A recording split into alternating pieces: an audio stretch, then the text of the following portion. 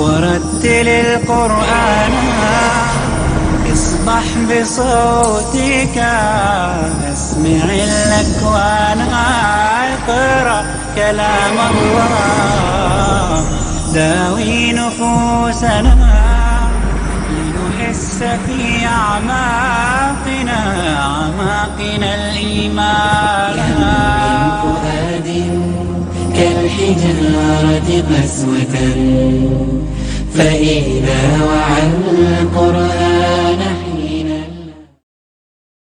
شاعر کسے کہتے ہیں؟ کوئی عقلی اور روحانی حقیقت ہے، اس کے لیے کوئی علامت مقرر کر دی جائے تو علامت کو دیکھتے ہی وہ شے یاد آ جائے گی. یہ شعیرہ ہے، اس کی جمع شاعر ہے. اللہ کی کتاب سب سے بڑا شعیرہ ہے، تو یہ شاعر اللہ ہے. اللہ کی کتاب سب سے بڑا شعیرہ ہے، بیت اللہ بہت بڑا شعیرہ ہے. لا تحلو کا مطلب حلال نہ کر لو، اس کا کیا مطلب ہے؟ اس کی حرمت کو بٹا نہ لگاؤ.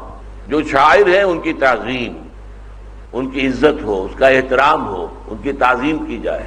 تو لا تحلو شاعر اللہ، اللہ کے شاعر کی حرمت کو بٹا نہ لگاؤ، ان کے احترام کو بٹا نہ لگاؤ. ولا الشہر الحرام، کہ جو لوگ بیت الحرام کی طرف جا رہے ہیں ان سے تعرض نہ کیا جائے، قتل ان کو نہ چھیڑا جائے، نہ انہیں ستایا جائے، نہ ان کا مال لوٹا جائے. ولا الشہر الحرام ولا الہدی ولا القلائد، اور ہدی کے جانور جو لے جا رہے ہیں چڑھاوا چڑھانے کے لیے بیت اللہ پر، اللہ کے نام پر واذبہ کرنے کے لیے، کہاں جا رہے ہیں؟ کیوں جا رہے ہیں؟ کسی دنیاوی سفر پر نہیں جا رہے، کسی کاروباری سفر پر نہیں جا رہے. اللہ تعالیٰ کا سب سے بڑا شعیرہ جو ہے بیت اللہ، اس کی زیارت کے لیے جا رہے ہیں. تو اس اعتبار سے ان کی بھی عزت، ان کے ساتھ بھلائی کے ساتھ پیش آنا لازم ہے. الیوم یئس الذین کفروا من دینکم فلا تخشوهم واخشونی، یہ بھی بہت اہم الفاظ ہے. آج الیوم سے مراد کوئی ایک دن مقرر نہیں ہے، بلکہ اب صورت یہ ہو گئی ہے، یعنی صلح حدیبیہ کے بعد. کہ صلح حدیبیہ کا مطلب کیا تھا؟ کہ قریش نے مسلمانوں کو تسلیم کر لیا. They are a power to reckon with.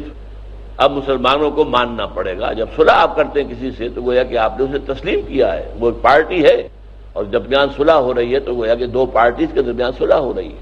اس سے پہلے وہ حضور کو تسلیم کرنے کو ہی تیار نہیں تھے، لیکن صلح حدیبیہ میں جب ایک صلح ہوئی ہے حضور سے تو گویا کہ انہوں نے تسلیم کر لیا کہ ہاں محمد صلی اللہ علیہ وسلم اور ان کے رفقاء رضی اللہ تعالی عنہم اجمعین، محمد الرسول اللہ والذین معہ، اب یہ ایک طاقت ہے، ان کو ماننا، تسلیم کرنا پڑ رہا ہے. تو فرمایا کہ اب صورت یہ ہو چکی ہے کہ کفار تمہارے دین سے مایوس ہو چکے ہیں.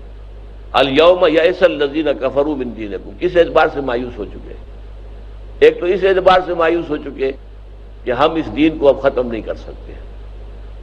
اب یہ ہمارے سطح سے، ہماری حدود سے باہر نکل چکا، ہمارے حد امکان سے باہر نکل چکا. اب اسے جو قوت حاصل ہو چکی ہے، جو تمکن حاصل ہو چکا ہے، اب کوئی امید نہیں ہے کسی ریموٹ انداز میں بھی کہ ہم اس دین کو ختم کر سکیں. یہ تو بڑھے گا، پھیلے گا، پھولے گا، پھلے گا. اور دوسرے یہ کہ ہم ان میں سے کسی کو بھی واپس نہیں کلیم کر سکتے. یہ بڑے پختہ ہیں، بڑے مضبوط ہیں، اپنے دین پر، اپنے ایمان پر یہ بہت مضبوطی کے ساتھ جمے ہوئے ہیں. لہذا ان میں سے کسی ایک کے بارے میں بھی توقع نہیں ہے کہ وہ واپس اپنے آبائی دین میں آئے گا. تو الیوم یئس الذین کفروا من دینکم. اچھا، اب ایسی حالت میں جب کوئی لوگ آ جاتے ہیں تو جھنجھلاہٹ میں ہو سکتا ہے کوئی قدم اٹھائیں. یہ جھنجھلاہٹ جو ہے یہ بھی انسان سے، عقل سے ماوراء کوئی قدم اٹھوا دیتی ہے. تو فرمایا یہ جھنجھلاہٹ ان کی شاید کو ظاہر ہو جائے، لیکن گھبراؤ نہیں. فلا تخشوهم واخشونی، تو تم ان سے اب نہ ڈرو، بالکل اب ان کا خوف دل سے نکال دو. وہ مایوس ہو چکے ہیں اس سے کہ وہ اسلام کا راستہ روک سکیں گے، اور مایوس ہو چکے ہیں اس سے کہ وہ کسی مسلمان کو واپس اپنے آبائی دین میں لے جا سکیں گے. فلا تخشوهم واخشونی، ہاں کوئی جھنجھلاہٹ میں ان کی طرف سے کوئی اقدام ہو تو ڈرو نہیں، مت خوف کھاؤ ان سے، نہیں، خوف کھاؤ میرا. الیوم اکملت لکم دینکم. اب یہاں پر بھی الیوم سے مراد کوئی خاص دن نہیں ہے. اکثر چونکہ روایات میں یہ بات آ گئی ہے کہ یہ حجۃ الوداع کے موقع پر یہ آیت نازل ہوئی ہے، کیونکہ دین کامل ہو گیا تھا اور حضور صلی اللہ علیہ وسلم کی گویا کہ اب رحلت کا عمل شروع ہو رہا تھا. حج کے فوراً بعد سے آپ کی بیماری شروع ہوئی ہے، اور آپ کو معلوم ہے کہ اس کے بعد 80 دن غالباً حضور اس دنیا میں رہے ہیں بقید حیات دنیاوی. اور اس کے بعد اللہم فی الرفیق الاعلی، رفیق اعلیٰ کی طرف مراجعت فرمائی ہے۔ تو اس اعتبار سے الیوم اس اعتبار سے تو بڑی مناسبت ہے کہ عین حجۃ الوداع کے موقع پر یہ آیت نازل ہوئی ہو، اسی طرح مشہور بھی ہو گئی ہے۔ لیکن یہ سلسلہ کلام دیکھتے ہوئے معلوم ہوتا ہے کہ ایسا نہیں ہے کہ یہ بعد میں آئی ہو اور جا کر یہاں پر جو ہے اسے ٹانک دیا گیا ہو، بلکہ سلسلہ کلام میں بالکل مسلسل ہے۔ معلوم ہوتا ہے کہیں بات ٹوٹ نہیں رہی۔ الیوم اکملت لکم دینکم واتممت علیکم نعمتی۔ تو عام طور پر گمان یہی ہے مفسرین کا، یہ نازل تو اسی سورہ مبارکہ کے تسلسل میں ہوئے ہیں، لیکن یہ ہے کہ حجۃ الوداع کے موقع پر خاص اس کی شان کا ظہور ہوا، اس اعتبار سے یہ سمجھا جاتا ہے کہ یہ حجۃ الوداع کے روز نازل ہوئی۔ الیوم اکملت لکم دینکم، آج کے دن میں نے تمہارے لیے تمہارے دین کو کامل کر دیا۔ دین کسے کہتے ہیں؟ نظام کو۔ اب نظام اسلام واضح طور پر مکمل ہو چکا ہے۔ آئلی نظام کیا ہوگا، معاشرتی نظام کیا ہوگا، معاشی نظام کے اندر کون سی چیزیں ہیں جو حرام ہیں، کہ باقی اس کے بعد جو ہے وہ اس کے لیے کھول دیا گیا راستہ۔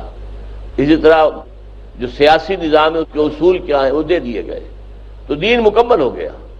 اب اجتہاد کے ذریعے سے ہم نے جو دو آنکھیں تمہیں دی ہیں، کتاب اللہ اور سنت رسول صلی اللہ علیہ وسلم، ان سے راستہ دیکھو اور آگے چلو، آگے بڑھو اجتہاد کے ذریعے سے۔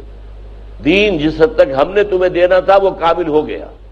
الیوم اکملت لکم دینکم واتممت علیکم نعمتی۔ اب نعمت کس کو کہا گیا؟ اتمام کر دیا گیا تم پر اپنی نعمت کا، اتمام ہم نے کر دیا۔ اتممت علیکم نعمتی، نعمت ہے ہدایت۔ یہ میں نے بارہا بیان کیا ہے کہ نعمت ایک ہی شے ہے اور وہ ہدایت ہے، دنیا کی کوئی چیز نعمت نہیں ہے۔ صحت آپ کہیں گے نعمت ہے، نعمت نہیں ہے۔ اگر صحت کے ساتھ آپ برے کام کر رہے ہیں، اگر صحت کی وجہ سے آپ کسی پر ظلم کر رہے ہیں، آپ چونکہ صحت مند ہیں، طاقتور ہیں، تو کسی غریب کے اوپر آپ ظلم کر رہے ہیں، تو یہ صحت آپ کے لیے نعمت نہیں ہوئی، زحمت ثابت ہو گئی، یہ تو عذاب کا دیباچہ بن گئی۔ اس کی وجہ سے آپ نے گناہ کمایا، لہذا یہ نعمت نہیں ہے۔ اولاد نعمت ہے، لیکن اولاد اگر غلط راستے پر چل پڑی ہے اور وہ آپ کے لیے بھی سوہار روح بن گئی ہے بڑھاپے کے اندر، یا یہ کہ وہ بعد میں بھی آپ کے بعد جو ہے لوگ ان کو دیکھ کر وہ آپ کا نام بھی برائی سے لیتی ہے، فلاں کی اولاد ہے، فلاں کی نسل ہے، تو وہ نعمت نہیں ہے، وہ تو زحمت ہے۔ لہذا نعمت وہی شے ہے جس کے ساتھ ہدایت ہو، تو وہ ایک اصل نعمت ہدایت ہے۔ جس شے کے ساتھ یہ ہدایت مل گئی، لگ گئی، جڑ گئی، تو وہ شے نعمت ہو گئی۔ اگر صحت ہے اور ہدایت بھی ہے تو صحت بھی نعمت ہے، اولاد ہے اور ہدایت بھی ہے تو اولاد بھی نعمت ہے۔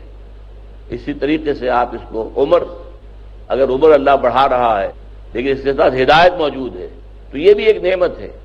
اس میں آپ اپنے گناہوں کی جو ہے کوئی تلافی کر سکیں گے، کچھ تلافی بافات کر سکیں گے، اگر غلطیاں ہوئی ہیں ان کے اللہ تعالیٰ سے مغفرت طلب کر سکیں گے۔ لہذا عمر جو ہے اپنی جگہ پر وہ نعمت ہے، بشرطے کہ نعمت ہدایت موجود ہو۔ تو ہدایت تم پر کامل ہو گئی، یعنی قرآن مجید جو ہے اس کی بھی تکمیل ہو گئی۔ اتممت علیکم نعمتی ورضیت لکم الاسلام دینا، اور تمہارے لیے اب راضی ہو گیا ہوں میں کہ اسلام ہی دین ہے ہمیشہ کے لیے۔ یہ دین اللہ تعالیٰ کی طرف سے ایکنالجڈ ہے، اللہ نے اس کو پسند کر لیا ہے، اللہ تعالیٰ کی طرف سے اس پر مہر تصدیق ثبت ہو گئی ہے۔ فمن اضطر فی مخمصۃ غیر متجانف لإثم فإن اللہ غفور رحیم۔ اب چونکہ آیا تھا حرمت علیکم المیتۃ والدم ولحم الخنزیر، وہ طویل آیت آئی تھی، اب اس میں ایک استثناء بیان کیا جا رہا ہے۔ یہ ہر جگہ آیا، سورہ انعام میں بھی آیا ہے، سورہ بقرہ میں بھی آیا ہے۔ اگر کوئی شخص اضطرار کی حالت میں آ جائے، اضطرار ضرر سے بنا ہے، ضرر میں باب افتعال ہوگا، تو اضطراب جو ہے وہ اضطرار یہ تے کی بجائے ضاد کی مناسبت سے طا ہو گیا، اضطرار۔ اضطرار یہ ہے کہ بہت تکلیف ہے، بہت ضرر ہے، آدمی کو مرنے کا اندیشہ ہے، کھانے کو کچھ نہیں ہے سوائے مردار کے، کھانے کو کچھ نہیں ہے سوائے سور کے گوشت کے، کھانے کے لیے کچھ نہیں ہے سوائے کسی اور ایسی چیز کے جو حرام ہے فی نفسہ ہی، تو تمہیں اس کے لیے اجازت ہے غیر متجانف لإثم، لیکن ایک شرط ہے اس میں کہ گناہ کی طرف رجحان نہ ہو، اپنا دلی میلان نہ ہو، واقعی مجبوری ہو، واقعی جان پر بن گئی ہو، اور واقعی انسان جو ہے اندیشہ محسوس کر رہا ہو کہ اگر میں حرام میں سے کوئی چیز نہیں کھاؤں گا میری زندگی کا سلسلہ ختم ہو جائے گا، اگر ایسا ہے اور اس کے اندر میلان نہیں ہے، ایسا نہیں ہے کہ سور کا گوشت کبھی کھایا تھا اور اب اس کی لذت جو ہے، اس کا چسکا ایسا پڑ گیا ہے کہ بہانے بنا بنا کر سور کا گوشت کھایا جا رہا ہے۔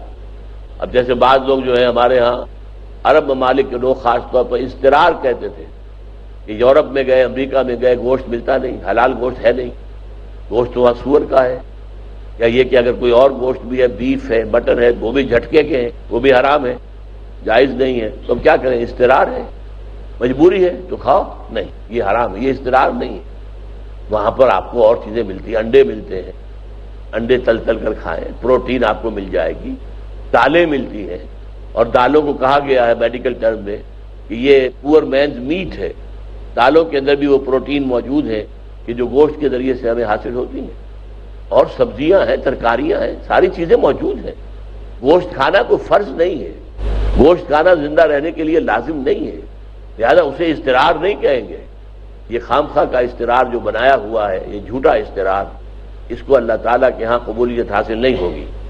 فمن اضطر فی الواقع فی مخمصۃ، وہ بھوک کی وجہ سے، شدید بھوک اور فاقے کی وجہ سے اضطرار کی کیفیت سے جو ہے وہ دوچار ہو گیا ہے، غیر متجانف لاسم، گناہ کی طرف اس کی طبیعت کا کوئی میلان نہ ہو۔ سورہ بقرہ میں باغ ولا عاد، کہ نہ وہ اس کا طلبگار ہو اور نہ ہی ضرورت سے زیادہ بڑھے۔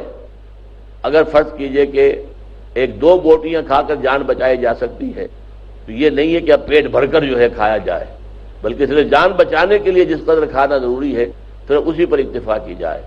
تو غیر متجانف لاسم فإن اللہ غفور رحیم، تو اللہ تعالیٰ بھی غفور اور رحیم ہے، بخشنے والا ہے، رحم فرمانے والا ہے۔ ایسے مضطر کو جو حالت اضطرار سے دوچار ہو چکا ہو، اللہ تعالیٰ معاف کر دے گا اگر وہ حرام شے بھی استعمال کر لے اپنی جان بچانے کے لیے۔ القرآن اعوذ باللہ من الشیطان الرجیم، بسم اللہ الرحمن الرحیم۔ یسألونک ماذا احل لہم قل احل لکم الطیبات۔ سورہ مائدہ کی جو ہم نے آیات 3 پڑھی ہیں، ان میں بہت سی چیزوں کے بارے میں وضاحت ہوئی ہے کہ ان کا کھانا حرام ہے۔ 4 چیزوں کا ذکر تو قرآن مجید میں اس سے پہلے بھی سورہ بقرہ میں بھی ہو چکا، سورہ انعام میں بھی، کہ سور کا گوشت حرام ہے، مردار حرام ہے، خون حرام ہے، اور جس جانور کو اللہ کے سوا کسی اور کے نام پر ذبح کیا جائے اس کا گوشت حرام ہے، چاہے وہ جانور جو ہے وہ فی نفس ہی حلال ہو، بکری ہے، بکرا ہے، ذبح کیا گیا ہے اللہ کے نام کے سوا کسی اور کے نام پر۔ تو ان چیزوں کا تو قرآن مجید میں 2 مرتبہ پہلے بیان ہو چکا، تیسری مرتبہ یہاں بھی آیا۔ اس کے علاوہ یہاں پر 2 چیزوں کا اور اضافہ کیا گیا۔ ایک یہ کہ مردار میں 4 چیزیں اور شامل ہیں۔ کوئی جانور ہے جو گلا گھٹنے سے مر گیا ہے، بعض اوقات آپ نے دیکھا ہوگا کوئی بکری ہے بندھی ہوئی ہے کسی رسی کے ساتھ، تو ایسا الجھتی ہے اس کے اندر کہ جتنے ہاتھ پاؤں مارتی ہے نکلنے کے لیے، وہ اور اس کی گردن کے گرد جو ہے وہ اس کی بندش سخت ہوتی جاتی ہے اور وہ ہلاک ہو جاتی ہے۔ تو گلا گھٹنے سے مر جانے والا جانور بھی حرام ہو گیا، مردار کی ایک شکل یہ بھی ہے۔ اسی طریقے سے کوئی چوٹ لگی جانور کو جو ہے ہلاک ہو گیا، وہ بھی حرام ہے۔ اوپر سے گر کر کوئی جانور مر گیا، وہ بھی حرام ہے۔ اسی طرح کسی اور جانور نے اسے سینگ مارا اور سینگ لگنے سے وہ مر گیا، وہ بھی حرام ہے۔ تو گویا کہ مردار کی مزید تفصیل جو ہے وہ ان آیات میں آ گئی۔ نمبر 2 جو کہا گیا تھا کہ وہ جانور اس کا گوشت حرام ہے جو اللہ کے سوا کسی اور کے نام پر ذبح کیا جائے، اس میں اضافہ کیا گیا کہ کسی استھان پر کسی بزرگ کی قبر کے پاس لے جا کر جانور ذبح کیا جائے تو چاہے نام اللہ کا لیا گیا ہو لیکن اس جانور کا گوشت بھی حرام ہے، اس لیے کہ وہاں کیوں لے جایا گیا؟ صاحب قبر سے تقرب کے لیے۔ گویا کہ تقرب جو ہے وہ صاحب قبر کا مطلوب ہے، اللہ کا نہیں ہے، لہذا چاہے نام اللہ ہی کا لیا ہو لیکن آپ نے ذبح کیا ہے جا کر کسی مزار پر یا اس زمانے میں بتوں کے استھان پر، تو وہ بھی حرام ہے۔ اب اس پس منظر میں سوال آ رہا ہے کہ ہمیں یہ بتایا جائے کہ حلال کیا کیا ہے۔ یسألونک ماذا احل لہم، اے نبی یہ آپ سے پوچھتے ہیں کہ حلال کیا کیا گیا ہمارے لیے، حرام کے تو آپ نے تفصیل بتا دی۔ قل احل لکم الطیبات، اے نبی آپ فرما دیجئے کہ تمام پاکیزہ چیزیں حلال کر دی گئی۔ اب یہاں پر ایک بڑا اصولی مسئلہ ہے جو سمجھ لینے کا ہے۔ عام طور پر مذہبی مزاج اور سابقہ مذاہب کے اندر شکل یہ تھی کہ جو چیز ثابت نہ ہو کہ حلال ہے وہ حرام ہے۔ اس سے کیا ہوا کہ حلال کا دائرہ بہت کم ہو گیا اور حرام کا دائرہ بڑھ گیا۔ مثبت طور پر کوئی شے ثابت نہیں کی جا سکتی کہ حلال ہے تو وہ حرام ہے۔ اسلام نے اس کے برعکس قاعدہ دیا ہے، جس شے کی حرمت ثابت نہ ہو وہ حلال ہے، لہذا حرام کا دائرہ محدود ہو گیا اور حلال کا دائرہ جو ہے وسیع ہو گیا۔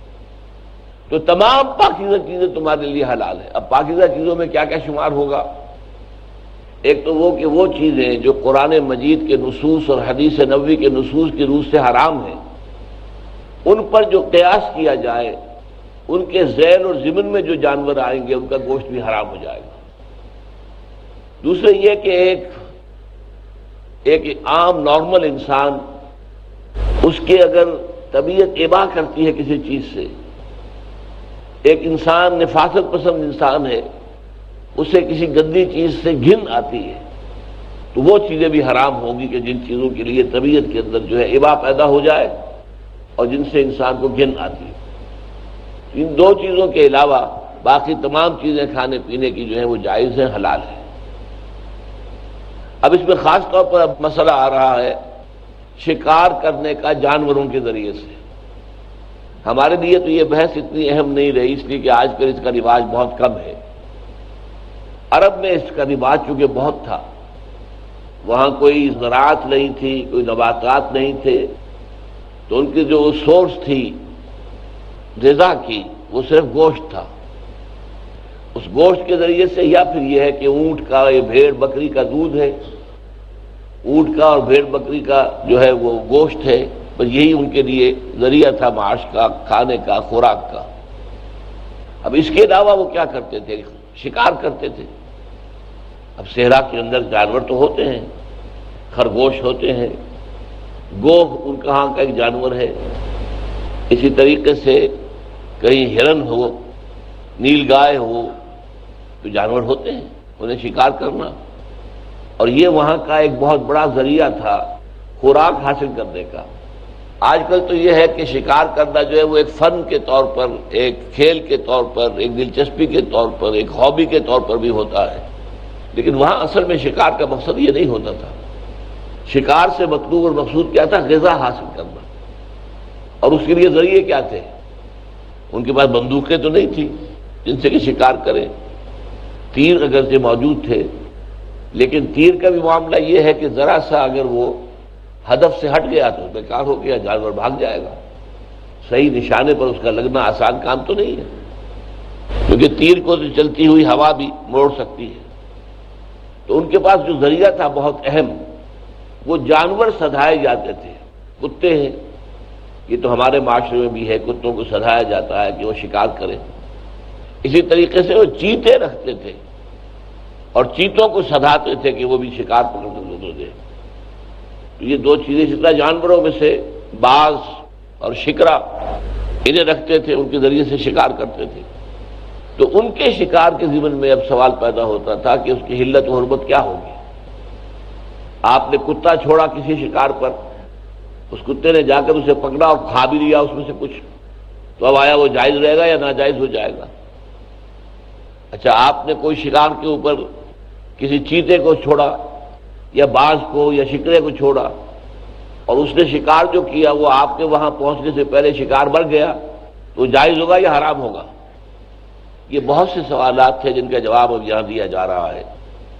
یسألونک ماذا احل لہم قل احل لکم الطیبات وما علمتم من الجوارح مکلبین تعلمونہن مما علمکم اللہ، اور جو تم سکھاتے ہو شکاری جانوروں کو، انہیں دوڑانے کے لیے، شکار حاصل کرنے کے لیے، اور تم انہیں سکھاتے ہو اس میں سے جو اللہ نے تمہیں سکھایا، یعنی سدھانا۔ کتے کو سدھایا جائے، یہ نہ ہو کہ وہ جا کر شکار پکڑے تو وہ اپنا شکار سمجھ کر خود ہی اس کو کھانا شروع کر دے، یا اس طرح چیتے کو سدھایا جائے کہ شکار کو پکڑ کر روکے رکھے، اسی طرح باز کو یا شکرے کو سدھایا جائے کہ وہ جانور جو بھی اس نے پرندہ کو پکڑا ہے اسے روکے رکھے اپنے پاس، اسے کھانا شروع نہ کر دے۔ تو یہ جو تمہیں اللہ نے تعلیم دی ہے، تمہارے اندر جو صلاحیت رکھی ہے کہ تم جانوروں کو سدھا لیتے ہو، تو اس کی وجہ سے اللہ تعالیٰ نے تمہارے اندر یہ رزق کا یہ ایک ذریعہ پیدا کر دیا ہے۔ وما علمتم من الجوارح، جوارح جمع ہے جارحہ،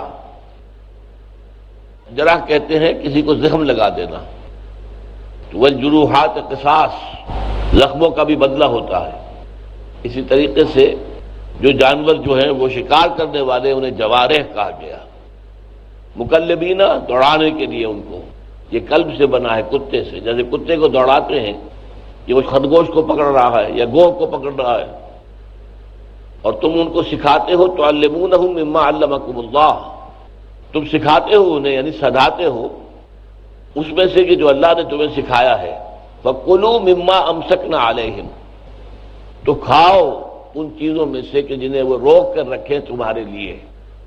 کتے کو آپ نے چھوڑا، اس نے خرگوش کو پکڑا، روکے رکھا۔ اس میں بھی آپ کو تفصیل عرض کر دوں گا۔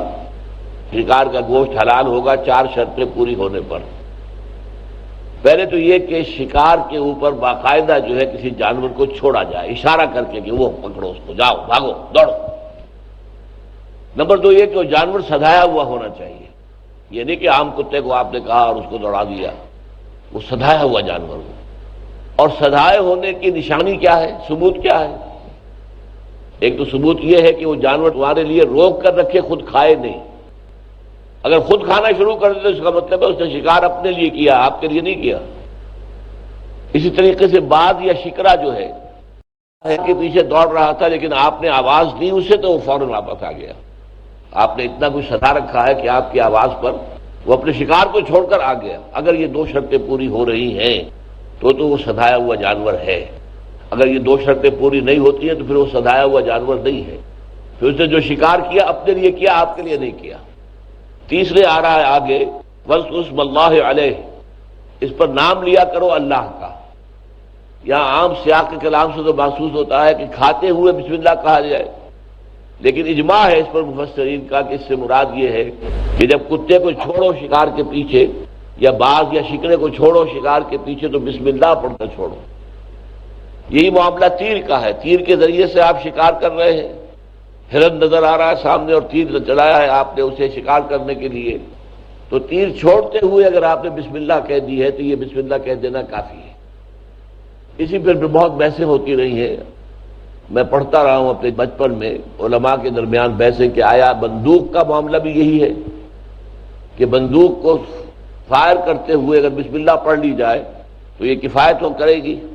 تو یہ بحث رہے، جو ظاہر بات ہے کہ نیا مسئلہ، بندوق اس وقت نہیں تھی، تو قیاس کیا جائے گا اسی تیر کے اوپر کہ جب تیر کمان سے نکل رہا ہے تو آپ نے بسم اللہ اگر کہہ دی ہے تو اسی طریقے سے جب آپ نے ٹریگر دبایا ہے اور گولی نکلے گی آپ کی بیرل سے تو اس وقت اگر بسم اللہ کہہ دیا تو وہ بھی کفایت کرے گا۔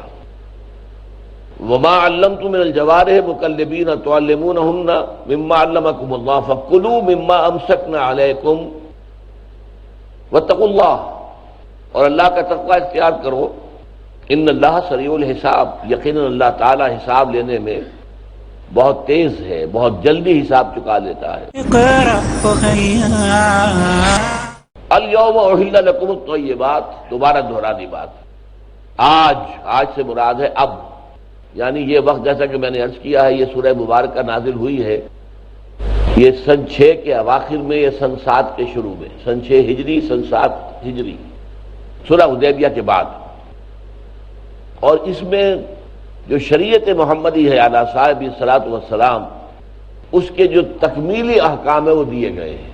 لہذا یہاں پھر فرمایا الیوم احل لکم الطیبات، آج کے دن یا اب تمہارے لیے تمام پاکیزہ چیزیں حلال کر دی گئی۔ یہ میں پہلے بیان کر چکا ہوں طیبات سے مراد کیا ہے۔ اگر کوئی شے قرآن مجید کی نص، کسی حدیث کی نص کی روح سے حرام شے ہے تو اس کے ذیل میں جو چیزیں آ جائیں گی، اسی کی قسم کی جو چیزیں ہوں گی وہ حرام ہوں گی، وہ طیبات نہیں ہے۔ اور وہ چیزیں کہ جن سے فطرت انسانی ابا کرے، جو انسان کو پسند نہ ہو، جن سے کراہت آتی ہو، یا جیسے لفظ استعمال کریں جن سے گھن آتی ہو، ان سے بھی بچنا چاہیے، اس لیے کہ وہ بھی اصل میں طیبات میں شامل نہیں ہے۔ الیوم احل لکم الطیبات وطعام الذین اوتوا الکتاب حل لکم وطعامکم حل لہم، اور جن لوگوں کو تم سے پہلے کتاب دی گئی تھی ان کا کھانا بھی تمہارے لیے حلال ہے اور تمہارا کھانا ان کے لیے حلال ہے۔ اور کھانے سے مراد یہاں پر روٹی نہیں ہے بلکہ گوشت، گوشت کے بارے میں اصل حکم ہے، وہ ذبح کیا ہوا ہے یا نہیں ہے۔ مشرک آدمی نے چاہے ذبح بھی کیا ہو وہ گوشت حرام ہوگا، لیکن اہل کتاب یہودی اور عیسائی اگر ذبح کر لیں تو ان کا کھانا جو ہے، ان کا وہ گوشت حلال ہو جائے گا، آپ اسے کھا سکتے ہیں، لیکن وہ جھٹکا نہ ہو، جیسے کہ سکھوں کے ساتھ ہمارا جو معاملہ چلتا تھا، جو علامہ اقبال نے کہا ہے، یا بحث میں اردو ہندی ہے یا قربانی یا جھٹکا ہے۔ قربانی میں ذبح کرتے ہوئے گردن کے صرف یہ نرم حصے جو ہے کاٹے جاتے ہیں تاکہ جو بڑی وینز ہیں، بڑی شریانیں ہیں وہ کٹ جائیں اور میکسیمم بلڈ جو ہے وہ جسم میں سے نکل جائے، اور اگر آپ نے ایک ہی وار سے گردن اڑا دی تو وہ حرام مغز کا تعلق دماغ کے ساتھ کٹ گیا، اس کے نتیجے میں وہ اب تشنج پیدا نہیں ہوگا، پٹھوں کے اندر مسلز کے اندر وہ تشنج پیدا نہیں ہوگا کہ جس سے کہ سارا خون جو ہے وہ نچڑ جائے، نکل جائے۔ تو یہ فرق ہے جھٹکا، اور آپ کو معلوم ہے کہ یورپ میں اکثر و بیشتر یہی ہوتا ہے، جھٹکے سے جو چیزیں ہیں وہی گوشت ان کا جو ہے وہ چاہے بیف ہو اور چاہے وہ مٹن ہو، کچھ بھی ہو، وہ جھٹکے کے ذریعے سے اور مرغی کی گردن بروڑی جاتی ہے، تو یہ چیزیں حرام ہیں، چاہے وہ یہودیوں کی ہو یا عیسائیوں کی ہو۔ لیکن یہودیہ اور عیسائی نے اگر ذبح کیا ہے، یعنی گردن کے صرف نرم حصوں کو کاٹا ہے، باقی ریڑھ کی ہڈی جو ہے وہ برقرار رہی اپنی جگہ پر، تاکہ جو اسپائنل کارڈ اس کے اندر ہے، حرام مغز، اس کا دماغ کے ساتھ رشتہ قائم رہے اور تشدد پیدا ہو۔ جیسے کہ آپ دیکھتے ہیں جب ذبح کرتے ہیں جانور کو عید الاضحیٰ کے دن، تو پھر جانور جو ہے وہ ہاتھ پاؤں مارتا ہے بری طرح، اس کے اندر تشدد پیدا ہوتا ہے، اس سے خون جو ہے وہ ٹیشوز کے اندر سے نکل کر اور وہ باہر آ جاتا ہے، باہر نکل جاتا ہے، اور خون چونکہ فی نفس ہی حرام ہے، لہذا اگر خون جسم کے اندر رہ گیا ہے تو گویا کہ اس نے اس پورے گوشت کو حرام کر دیا۔ جیسے کہ مردار، جیسے کہ فرمایا کہ اوپر سے کوئی جانور گرا اور مر گیا، اس کا خون نہیں نکلا، لہذا وہ حرام ہے۔ اسی طریقے سے یہاں فرمایا کہ الیوم احل لکم الطیبات وطعام الذین اوتوا الکتاب حل لکم وطعامکم حل لہم، تمہارا کھانا، تمہارا گوشت، تمہارا ذبح کردہ گوشت اگر یہودی کھائیں، عیسائی کھائیں تو ان کے لیے جائز، اور ان کا ذبح کردہ اگر کوئی جانور ہے، کسی عیسائی کا ہے یا کسی یہودی کا ہے، یہودی گوشت جو ہے پورے یورپ میں، امریکہ کے اندر کوشر کے نام سے، کوشر میٹ، وہ ذبح ہوتا ہے۔ اور ہمیں بھی جبکہ ابھی مسلمان کم تھے وہاں یورپ میں یا امریکہ میں، تو ان کے لیے بھی ہدایت یہی تھی کہ مسلمان علماء جو ہیں وہ کہتے تھے کہ آپ کوشر میٹ جو ہے وہ کھا سکتے ہیں یہودیوں کا، کیونکہ وہ ذبح کرتے ہیں۔ وہ بہت سے معاملات میں ہمارے ساتھ بہت قریب ہیں شریعت کے اعتبار سے، ویسے وہ ہمارے بدترین دشمن ہیں، حضور سے کے بدترین دشمن ہیں، لیکن شریعت کے اعتبار سے تو ہمارے بہت نزدیک ہے۔ وہ یہ عجیب معاملہ ہے۔ عیسائی ہمارے بہت نزدیک ہیں حضرت عیسیٰ کے بارے میں، ہم بھی حضرت عیسیٰ کو بڑی محترم شخصیت سمجھتے ہیں، وہ بھی سمجھتے ہیں، البتہ انہوں نے غلو کیا، خدا کا بیٹا بنا دیا۔ ہمارے نزدیک وہ اللہ کے نبی ہیں، بڑے رسول ہیں، بڑے درجے کے رسول ہیں۔ پھر یہ کہ ان کے معجزے عیسائی بھی مانتے ہیں، ہم بھی مانتے ہیں، عظیم معجزات انہیں دیے گئے۔ پھر ان کا بن باپ کے پیدا ہونا عیسائی بھی مانتے ہیں، ہم بھی مانتے ہیں۔ پھر ان کا آسمان پر زندہ چلے جانا عیسائی بھی مانتے ہیں، ہم بھی مانتے ہیں۔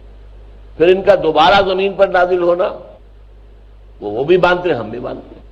تو حضرت مسیح کی ذات کے بارے میں ہم بہت پورے طریقے سے، سوائے ایک چیز کے کہ وہ سمجھتے ہیں کہ حضرت مسیح علیہ السلام سولی پر چڑھائے گئے، وہاں ان کی موت واقع ہو گئی، پھر انہیں وہاں سے اتار کر جو ہے وہ ایک غار پہ رکھ دیا گیا، وہاں وہ تیسرے دن زندہ ہو کر اور پھر وہ آسمان پر اٹھا لیے گئے۔ ہمارے نزدیک وہ سولی دیے ہی نہیں گئے، ان کی جگہ کوئی اور شخص جو ہے ان کی شکل کی مشابہت بنا دی گئی اس شخص کی، اور یہ معلوم ہوتا ہے برنباس کی جو انجیل ہے اس سے، ایونجیلیم برنابے، کہ جس شخص نے حواریین میں سے غداری کی تھی اور مخبری کر کے حضرت عیسیٰ کو گرفتار کرایا تھا، اسی کی شکل حضرت عیسیٰ کے مشابہ بنا دی گئی، چنانچہ وہی پکڑا گیا ہے اور وہی سوری دیا گیا۔ تو یہی بات قرین قیاس معلوم ہوتی ہے، اگرچہ قرآن مجید میں یا کسی حدیث مرفوع کے اندر یہ مضمون موجود نہیں ہے، لیکن برنباس کی انجیل میں وہ ساری تفسیر موجود ہے۔ بہرحال الیوم احل لکم الطیبات وطعام الذین اوتوا الکتاب حل لکم، یعنی ذبیحہ یہودیوں کا عیسائیوں کا تمہارے لیے حلال ہے، وطعامکم حل لہم، اور تمہارا کھانا جو ہے وہ تو ذبح ہے ہی ذبیحہ، وہ ان کے لیے حلال ہے۔ والمحصنات من المؤمنات، اب ایک دوسرا کھاتا ہے شادی کس کس سے کرنا جائز ہے، تو محصنات ہوں۔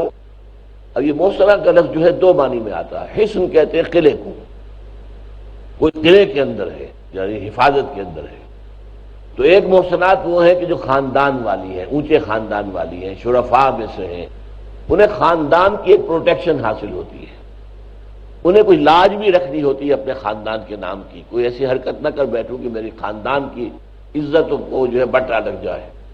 ایک وہ محسنات شمار ہوتی ہے خاندان والی، شرفاء کے گھرانوں والی خواتین، اور ایک وہ محسنات شمار ہوتی ہیں کہ جو کسی کے نکاح میں ہیں، وہ قید نکاح اسی لیے لفظ ہم استعمال کرتے ہیں، جیسے قلعے میں کسی کو قید کر دیا گیا ہو، تو اسی طریقے سے نکاح کے قلعے کے اندر کوئی خاتون قید ہو گئی ہے، اس کی عزت و عفت کا محافظ اب شوہر ہے، شوہر کو حفاظت کرنی ہے اس کی عزت کی اور اس کی عفت کی اور عصمت کی، تو ان دونوں معنی میں لفظ محسنات آیا ہے۔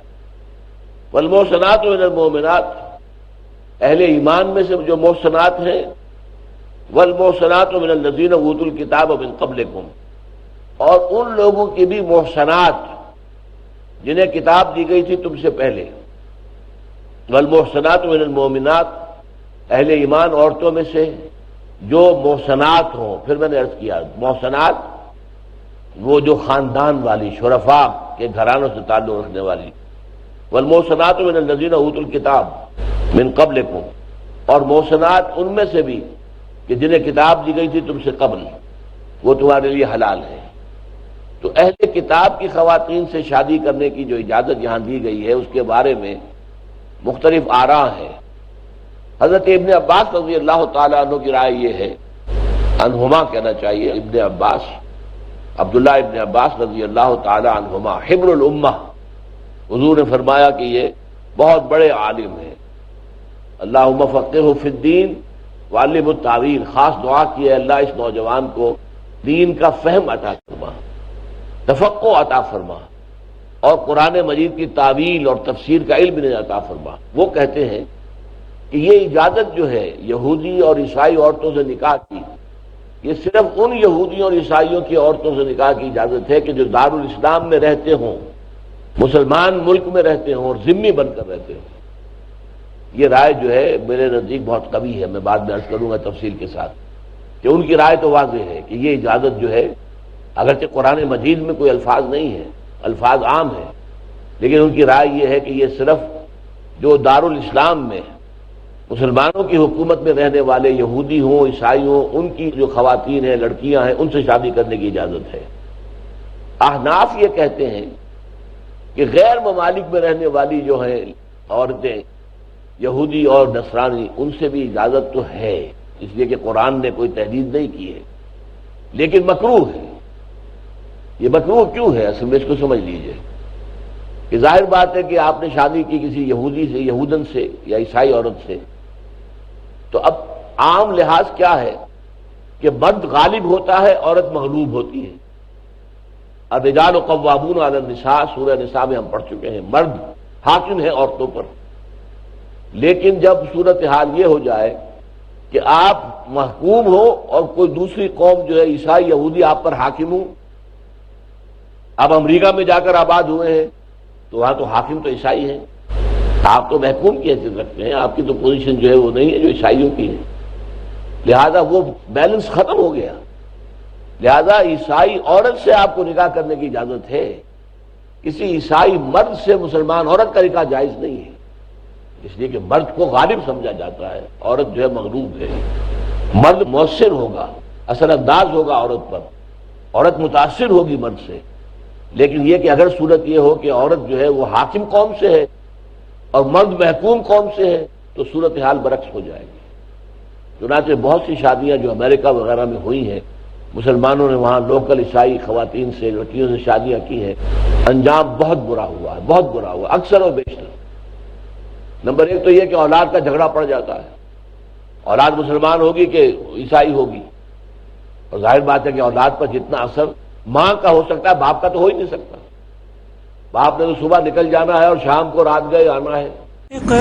ورتل القرآن اس کے اندر ایک بڑا عجیب سا نکتہ پیدا کیا ہے ڈاکٹر ذاکر نائک نے، خوبصورت انداز ہے یہ کہنے کی باتیں، اس لیے کہ آپ عیسائیوں اور یہودیوں کے مجمع میں جب بات کریں گے تو جو دلیل میں دے رہا ہوں وہ دلیل تو انہیں کڑوی لگے گی، لیکن جو انہوں نے بات کہی ہے وہ واقعتاً انہیں میٹھی لگے گی کہ اگر کوئی عیسائی یا یہودی عورت مسلمان کے گھر میں آتی ہے تو اس مسلمان کے گھر میں حضرت عیسیٰ کا ذکر بھی ہوگا تو احترام سے ہوگا، حضرت موسیٰ کا ذکر ہوگا تو احترام سے ہوگا، اس کے جذبات کو کوئی ٹھیس نہیں پہنچے گی۔ جو عیسائی ہے یا یہودی ہے، جب حضرت موسیٰ کا احترام کیا جا رہا ہے مسلمان کے گھرانے میں اور حضرت عیسیٰ کا احترام ہو رہا ہے تو اس کے جذبات کو ٹھیس نہیں لگے گی۔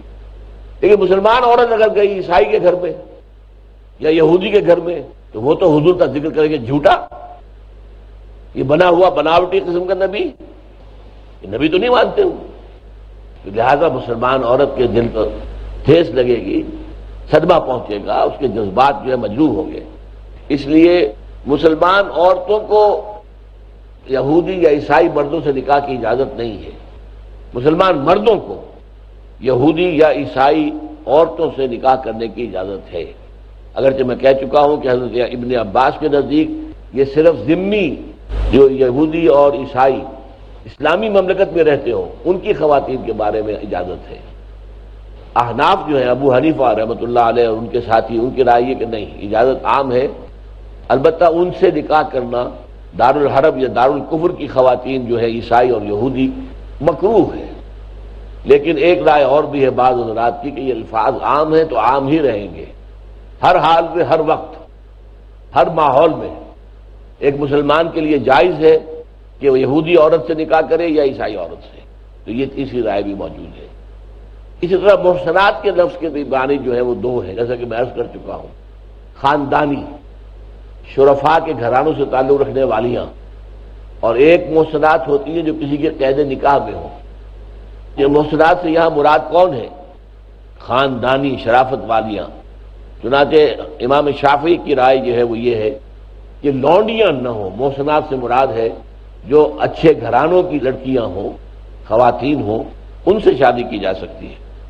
تو فرمایا الیوم احل لکم الطیبات وطعام الذین اوتوا الکتاب حل لکم وطعامکم حل لہم والمحصنات من المؤمنات والمحصنات من الذین اوتوا الکتاب من قبلکم اذا آتیتموہن اجورہن۔ اب شرائط وہی ہیں، مسلمان عورت سے نکاح کرو یا یہودی یا عیسائی عورت سے، تمہیں ان کے مہر ادا کرنے ہوں گے۔ جب تم نے ان کو دے دیے، ان کے حوالے کر دیے ان کے مہر، محسنین، اب وہ لفظ محسن آ گیا، انہیں اپنی نکاح کی قید میں لینے کے لیے، یعنی ان کو حفاظت میں لینا، ان کی عزت اور عصمت اور عفت کی حفاظت اب تمہارے ذمہ ہے۔ وہ جو علامہ اقبال کہتے ہیں کہ نسوانیت زن کا نگہباں ہے فقط مرد ہے جو کہ عورت کی نسوانیت کا، اس کی عزت کا، اس کی عفت کا، اس کی عصمت کا جو ہے وہ محافظ بنتا ہے۔ تو اس اعتبار سے نسوانیت زن کا نگہباں ہے فقط مرد، نہ پردہ نہ تعلیم، نئی ہو کہ پرانی، یعنی تعلیم والیم سے بات نہیں بنتی، بلکہ عورت کی عصمت و عفت جو ہے وہ تو وہ شوہر جو ہے جس کے قید نکاح میں وہ ہے، وہ اگر واقعتاً غالب ہے اور وہ اپنے گھر میں واقعی قوام ہے اور اس کی جو ہے حکومت وہاں قائم ہے، تبھی عورت کی جو ہے عصمت و عفت جو ہے وہ محفوظ رہ سکے گی۔ محسنین غیر مصافحین، انہیں قید نکاح میں لینے کے لیے شادی کی جا رہی ہو، محض مستی نکالنے کے لیے نہیں، وقتی طور پر لذت حاصل کرنے کے لیے نہیں۔ ولا متخذی اخدان، اور نہ ہی کوئی چھپی دوستی لگانا، چھپی یاریاں کر لینا، یہ بھی اجازت نہیں۔ یعنی چار شرطیں ہو گئیں کہ نکاح کے اندر جبکہ پہلے مہر ادا کیا جائے، نمبر ایک، قید نکاح میں لے کر ایک قلعے کے اندر لے لیا جائے اور صرف وقتی طور پر شہوت رانی مقصود نہ ہو، اور یہ علل اعلان کام ہو، یہ چھپی اور خفیہ طور پر کوئی آشنائی کا معاملہ نہ ہو۔ یہ چار شرطیں پوری ہو جائیں تو محسنات مومنین میں سے بھی اور اہل کتاب یہودی اور عیسائیوں میں سے بھی جائز ہے کہ ان سے نکاح کیا جائے۔ وَمَن يَكْفُرْ بِالْإِيمَانِ فَقَدْ حَبِطَ عَمَلُهُ، اور جو شخص ایمان کے ساتھ کفر کرے گا تو اس کے تو تمام اعمال جو ہیں حبط ہو گئے۔ اس سے مراد کیا ہے؟ ایمان کے ساتھ کفر، ایک رائے یہ کہ اس سے مراد اہل کتاب ہے۔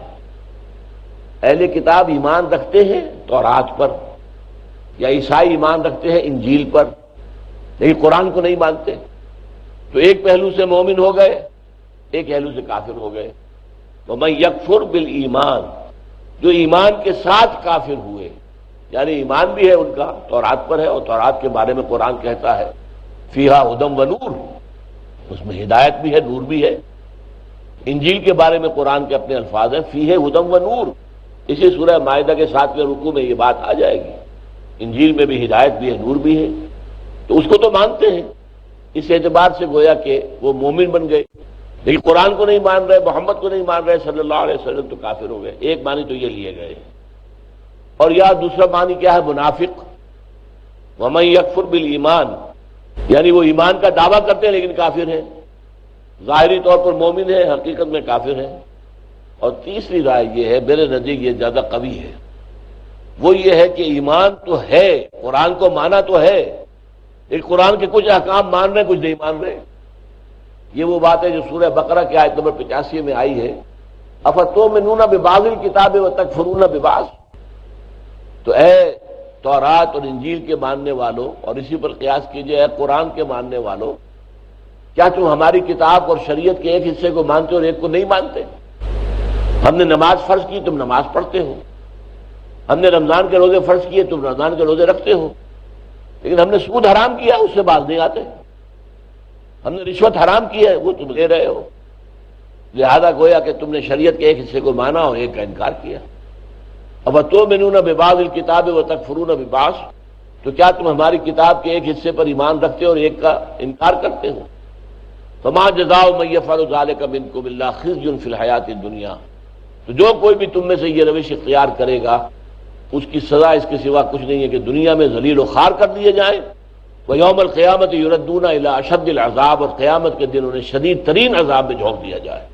فرمایا ومن یکفر بالایمان فقد حبط عملہ، جس نے ایمان کے ساتھ کفر کو بھی ملا لیا تو اس کے تمام اعمال ضائع ہو گئے، اللہ کے ہاں ان کی کسی نیکی کی کوئی قدر و قیمت نہیں، کسی نیکی کے عمل میں کوئی وزن نہیں، اس لیے کہ انہوں نے ایمان اور کفر کو گڑبڑ کر لیا ہے۔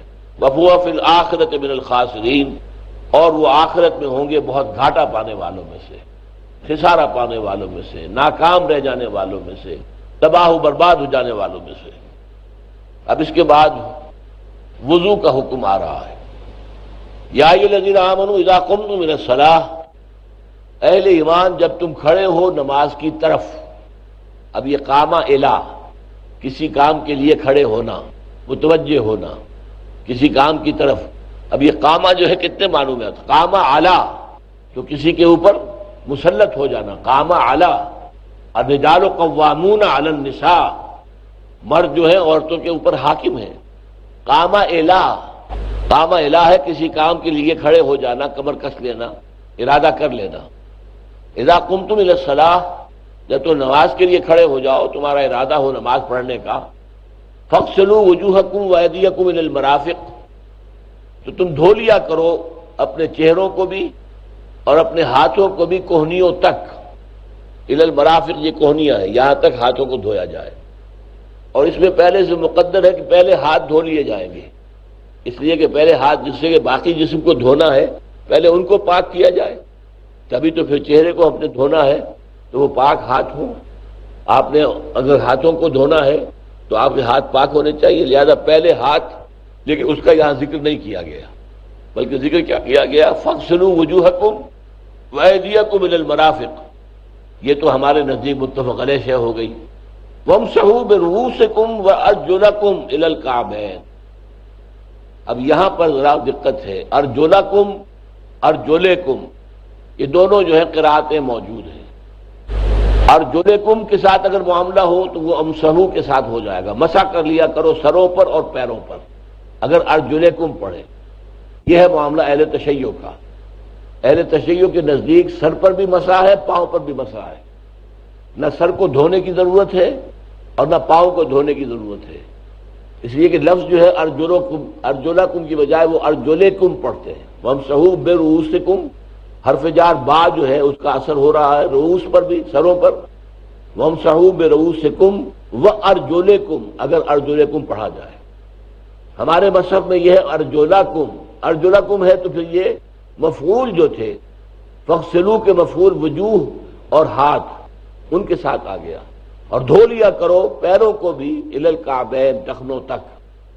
یہ الی الکعبین کی جو شرط لگا دی گئی ہے یہ بتاتی ہے کہ یہ دھونے سے مراد ہے، ورنہ مسح کرنے میں تو کعبین کا کوئی معاملہ نہیں ہے، یہ تو دھونے ہی کا معاملہ ہوگا۔ تو جیسے کہ دھونا ہے کوہنیوں تک، پاؤں کا بھی دھونے کا معاملہ ہوگا تو ہم ٹخنا یعنی ٹخنے کی حد تک دھونا ہے، ٹخنا بھی دھونا ہے، اس میں شامل ہے، غایت مغیہ میں شامل ہے یا نہیں، اس پر بڑی بحثیں ہوتی ہیں اہل فقہ کی۔ اغسلوا وجوہکم وایدیکم الی المرافق، تو آیا کوہنیوں تک دھونا ہے یا کوہنیوں سمیت دھونا ہے؟ یہ فرق ہو جائے گا نا۔ کوہنی تک دھو لیا میں نے، کوہنی صاف رہ گئی، خشک رہ گئی تو وضو نہیں ہوا، کوہنی بھی دھوئی جائے گی، کوہنی بھی اس کے اندر شامل ہے۔ اسی طرح پاؤں کو دھوئیں گے آپ تو یہ جو ٹخنا ہے یہ بھی اس میں شامل ہوگا اور ٹخنے کو بھی دھونا ہوگا۔ تو فاغسلوا وجوہکم وایدیکم الی المرافق، وامسحوا برؤوسکم اور مسح کر لیا کرو اپنے سروں کا، وارجلکم اور دھو لیا کرو اپنے پیروں کو بھی ٹخنوں تک۔ اب اگلا حکم آ رہا ہے، یہ تو ہوا وضو، جو چھوٹی ناپاکی سے انسان کو وضو کرنا پڑتا ہے۔ اقرأ أخيا